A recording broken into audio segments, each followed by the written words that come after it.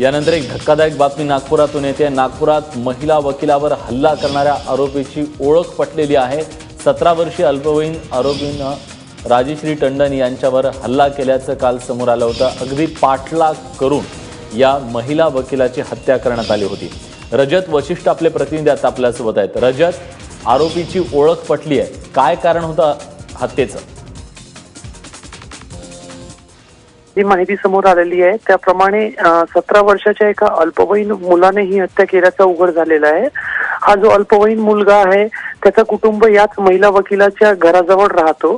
काही महिन्यांपूर्वी राजश्री टंडन या महिला वकिलाने तक्रार करून अल्पवयीन मुलाच्या वडिलांविरोधात पोलीस कारवाई करण्यासाठी त्या कारणीभूत ठरल्या होत्या आणि पोलिसांच्या कारवाईमध्ये अल्पवयीन मुलाचे जे वडील आहेत त्यांना नागपुरातून तडीपार करण्यात आलेला होता। सध्याही त्याचे वडील नागपुरातून तडीपार आहेत आणि त्याच रागातून काल संध्याकाळी पण दोघांमध्ये वाद झाला आणि त्याच्यानंतर औषध घ्यायला जेव्हा राजश्री टंडन जात होते तेव्हा मोका साधून अल्पवयीन मुलाने त्यांच्यावर वार केले आणि फोटो स्टुडिओमध्ये घुसून त्यांची हत्या केली आहे।